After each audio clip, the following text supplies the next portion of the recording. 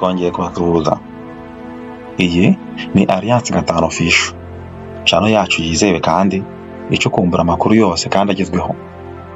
Uyu munsi tugiye kureba hamwe uburyo amafaranga y'ikoranabuhanga ahindura isura ndetse n'imiterere y'ubukungu bwo muri isi ya none.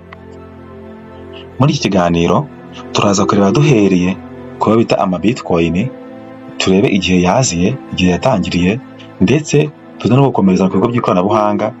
Amafaranga ubu tuvugana y'ibigo by'imari nayo yinjijwe mu ikoranabuhanga, agirwa electronic cyangwa se soft, aho asigaye akoreshwa nayo mu kugurana cyangwa se mu guhererekanya amafaranga bizwi nka peer to peer cyangwa se M2M, cyangwa se mu bundi yandi magambo hari ibyo bita C2C. Iyo byose turaza kubireba neza. Muri kiganiro rero turaza gusobanura uburyo ibyo bigo by'imari bikora icyo bita CBDCs. Ibyo ngibyo turabisobanura neza. Rero ntujye kure iki kiganiro neza, turebe ese ubundi aya mafaranga y'ikoranabuhanga yaje koko agiye kuzasimbura burundu amafaranga dusanzwe tuzi. Ese ubundi hari ikintu amaze? Ese wowe unyumva umunsi urabizi ko yaguteza imbere? Urabizi neza ko amafaranga yawe ufite uyu munsi wayabika mu Bitcoin cyangwa se mu yandi macoin ushaka? Dore ko ubu tuvugana uyu munsi wa none aya cryptocurrency arenga 25,000. Mu yandi magambo byumve neza ko umubare w'amafaranga tuvuye gutyo wenda mu Kinyarwanda ko umubare w'amafaranga asigaye azwi nk'uko tuzi amadolari, amayero, amapaundi, amanyarwanda, amarundi, amashiringi. Izo ni ingero. Ubu noneho hari andi mafaranga y'ikoranabuhanga kandi akoreshwa kandi yemewe. Uyu munsi afite nawe wayabona ukayabikuza ku mafaranga yawe kuri konti yawe kuri mobile money yawe. Ayo mafaranga tuvuga rero ubu tuvugana hari cryptocurrency arenga 25. Ibyo 25 byose tuvuga biremewe kandi birakoreshwa. Uyu munsi uramutse bifite imwe muri aya crypto, ndakubwiza ukuri ko rwose wabikuza kuri mobile money yawe.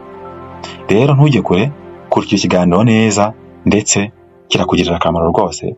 Ndetse uyu munsi nawe uzirikane umenya yuko ubu isi turimo iri kujya mu munsi y'ikoranabuhanga, kandi ugomba kujyamo nawe uzi neza uko bikora, uko bikorwa, icyo bimaze, ese biremewe, ese ntibyemewe, byose ukaba ubizi neza. Gusa mbere ko dukomeza tuyasobanura cyane byimbitse, banza umenye yuko aya mafaranga hadakora nkaho usanzwe tuzi. Uburyo tw'amafaranga asanzwe akoramo ntabwo ari bwo yanga yakoramo.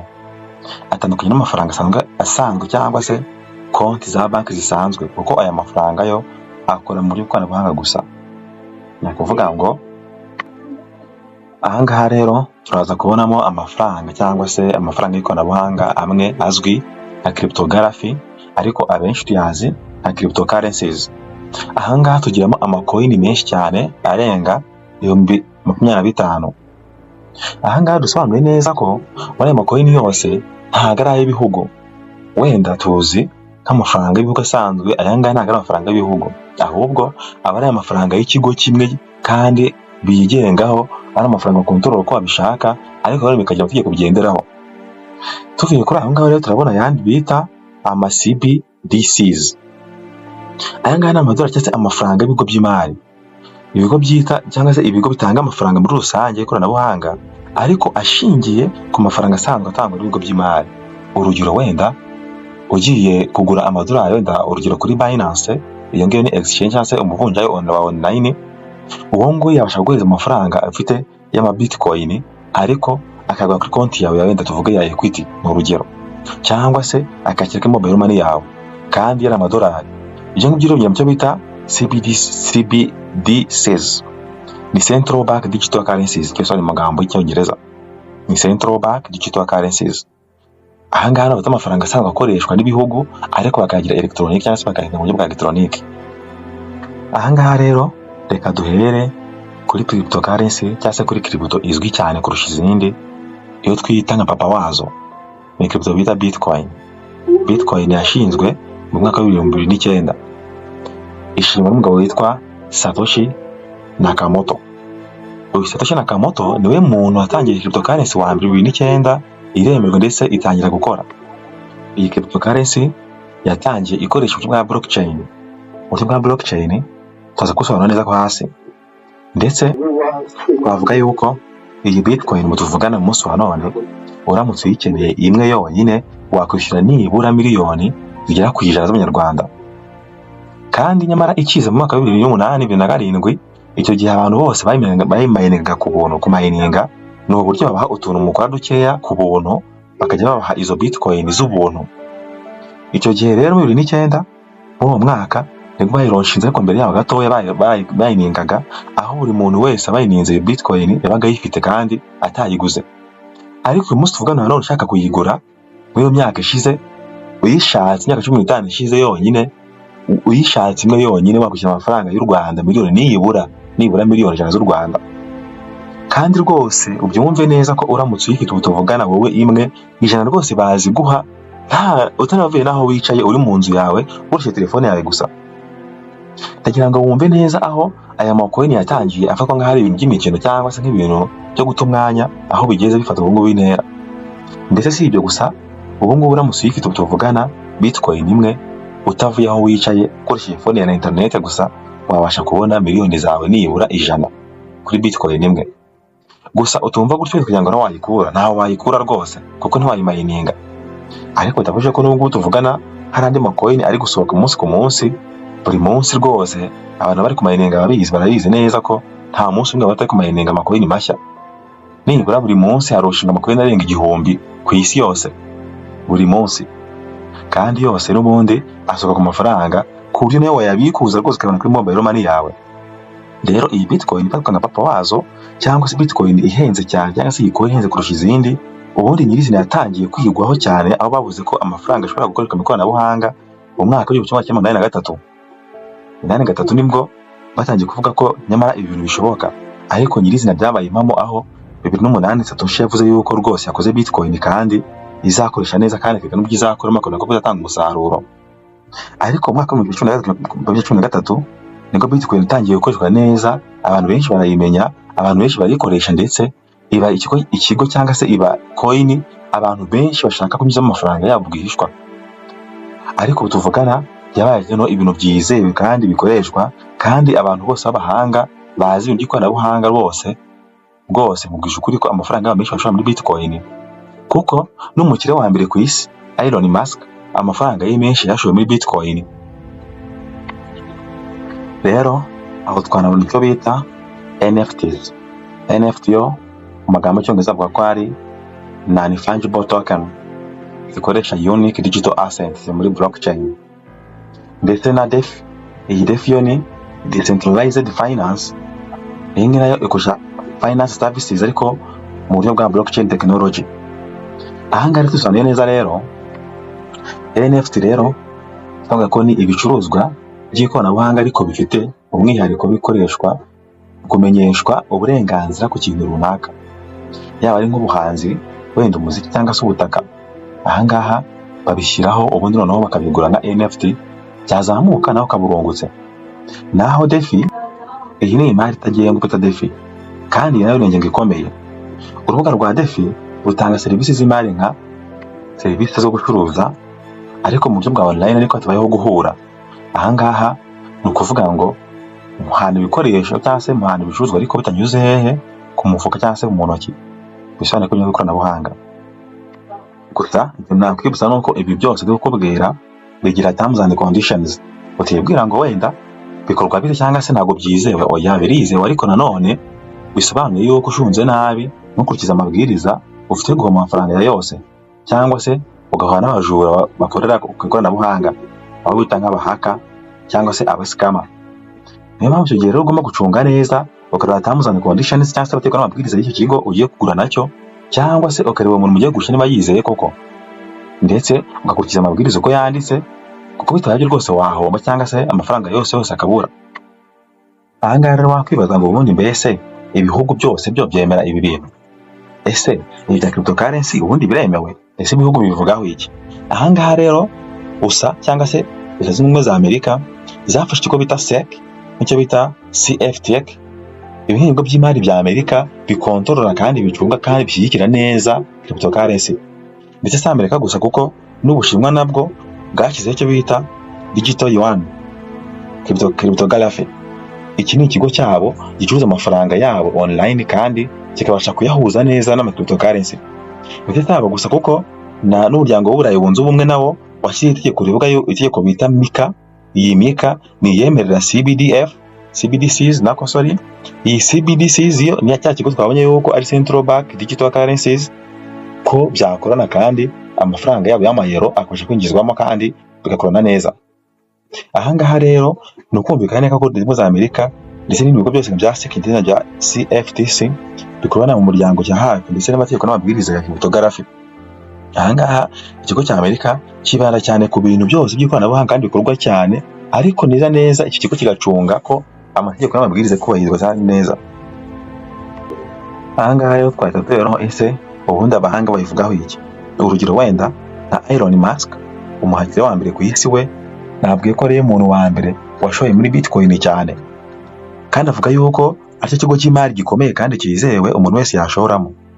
So gusa uwo bita Christine Lagarde, uyu nguyu nawe avuga yuko rwose gushora muri cryptocurrency cyane cyane nka Bitcoin ari ibintu by'ingenzi ku bantu bose bakeneye gutera imbere. Uyu Christine Lagarde avuga ko ari perezida wa banki nkuru y'Uburayi. Umva ko ari umuntu utoroshye kandi avuga yuko amafaranga yagomba gushorwa muri CBDCs. Ndetse uwo bita Gary Gensler, uyu ni umuyobozi mukuru wa SEC cya kigo cy'Amerika, we yashimangiye avuga yuko nibura umuntu wese uzaba utazakoresha izi cryptocurrency mu myaka 10 iri imbere, ariko avuga ko nibura wenda 2050 nta muntu uzaba muri iyi si atabasha gukoresha amafaranga, kuko amafaranga azigarurira isi, akigarurira ndetse imikorere yose ya serivisi muri iyi si, ndetse akaba yasigaye akoreshwa yonyine. Ndetse anasobanura yuko nta muturage wo mu Amerika ukwiye kuba atagira Bitcoin cyangwa se mu yandi magambo atagira cryptocurrencies. Ndetse uyu Muyapani nawe bita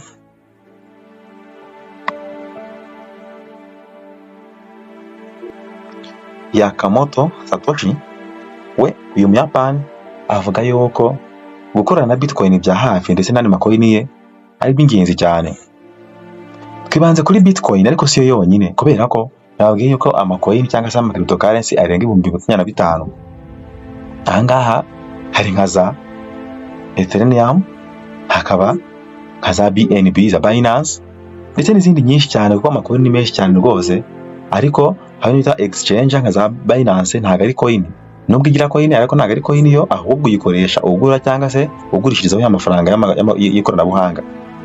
Ukuvuga amafaranga yo yafite ujya ku masoko yagurishirizaho, naho arazwi cyane kandi arakoreshwa cyane kandi arizewe. Kuko nk'iyo mvuga Binance, umuterankunga cyangwa se umuntu yamariza wayo mukuru, brand ambassador wayo ni Cristiano Ronaldo, icyamamare kabuhariwe muri football.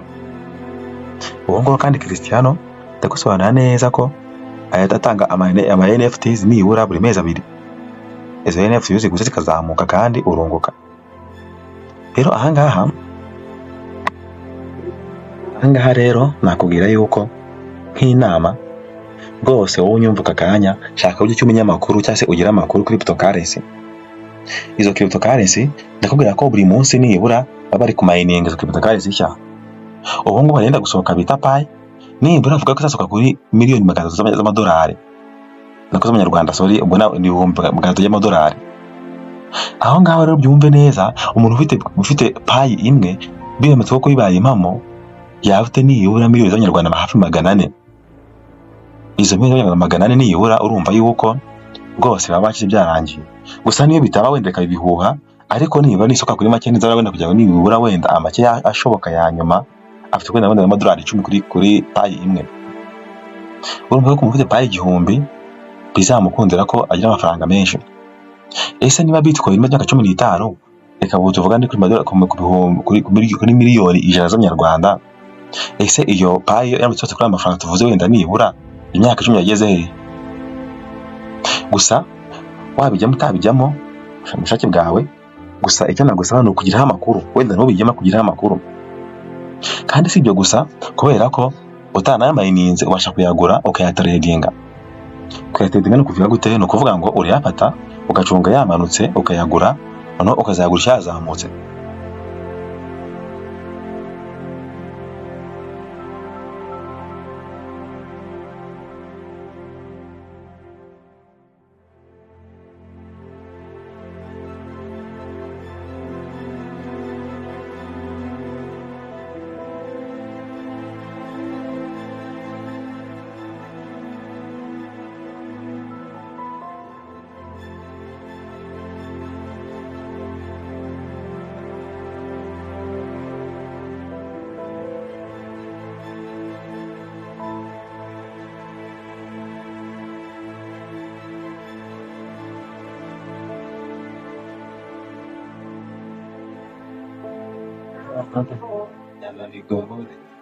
ahangaha icyo navuga ni uko urabona tuvuge wenda urugero ufite amafaranga 1,100 by'amanyarwanda ufite kujya kuri Binance ukaba wagura nibura amadolari 100 warangiza ukayashyira kuri Binance ugacunga coin yamanutse ariko ugashaka amakuru aho bayashakira wenda nka fundamental news cyangwa se cryptocurrency news wamara kuyabona ugashyira ya mafaranga amadolari 100 nimugoroba ku mugoroba bashyize mu gitondo kugeza ngende yabaye amadolari nibura 110 amadolari 10 mu Nyarwanda mba hafi 14 aho ngaho n'uburyo bwa mbere bwo gutradinga ama cryptocurrency ariko byanakunda ko watradinga ama forex bita forex trading ho noneho ukoresha ya ama CBDFs handi ufata amafaranga noneho y'ibihugu wenda urujyo kavuga ngo ese amafaranga y'u Rwanda nyaguze ubu tuvugana uyu munsi cyangwa se icyumweru yazamuka ukavuga ati cyangwa se natazamuka nkora iki niba azazamuka uri kubibona uretse yagura nyuma yo kuyagura tigita zamuke uyagurisha yagize hejuru cyangwa se nuko nazagwa uyagura kiri hejuru uyaseringire hejuru ukuvuga ngo hamuryo bubiri aribwo buy na sell iyo bizazamuka ubikona ko bizazamuka urabuyinga ariko ibona ko bizamanuka uraseringa ibi ngibi rwose nakubwira ko uramutse ubizi neza uzi kubikora neza warya amafaranga menshi ariko birimo risk kubera ko utabizi amafaranga yose yashirira ukajyaho nako avaho ahangaha rero babanza kumenya lot size neza ukikora kumenya ndashima size ingana gute ese ndabigenza gute wamara kumenya ko ufata gahunda yawe yo kuba wafata umwanzuro ko watradinga kandi uheza amakuru yose uzi kwandika chat neza ku buryo utari buhombe gusa n'amakuru aho yavana agufasha kumenya ibintu neza kandi ukabikora neza ariko inama nakugira ni ukubikora ari uko ubizi igihe utabizi ukabyihorera ariko niba ubizi cyashaka kubimenya hari n'icyo babyigisha kandi nyandikira inbox n'icyo amakuru arambuye cyashyira muri comment uko ushaka kumenya tagufasha uko wafungura account ese umuboroka wizeye n'uwe wakoresha ubisi nagufashamo rero njye na Bitcoin cyangwa se muri rusange na cryptocurrencies cyangwa se amafaranga asanzwe ariko yinjije mu buryo bw'ikoranabuhanga rwose ubu ngubu tuvuga no telefone yawe wakorera amafaranga kandi bikakukundira ahangaha rero uri kumva ibi ngibi ni kuri Alliance Gatanu Official social media zose zitangirira Alliance Gatanu Official Instagram Alliance Gatanu Official Facebook Alliance Gatanu Official TikTok nayo nuko rwose ndetse na Thread nayo nuko nitwa wowe nakubwira ngo kora subscribe hano nurangiza ujye kumfollowinga hose nkubwiye wabigize neza kandi ibitekerezo byanyu muri comment birakenewe cyane ariko cyane ushaka kumenya uburyo ibintu bikora nawe anyandikira akabimenya ariko nkugiye inama yuko ntukabikora utabimenya neza kuko batanga demo amafaranga menshi yo kwigiraho ariko atari ayawe ariko utanayabikuza bimaze kumenya niba nifite umwanzuro ko kuba watradinga ariko birimo risk ariko icy'ingenzi ni ukumenya ko ibintu bibaho bashaka amakuru kuri byo kugira ngo isi itagusiga murakoze cyane ciao mugire ibihe byiza ndabakunda cyane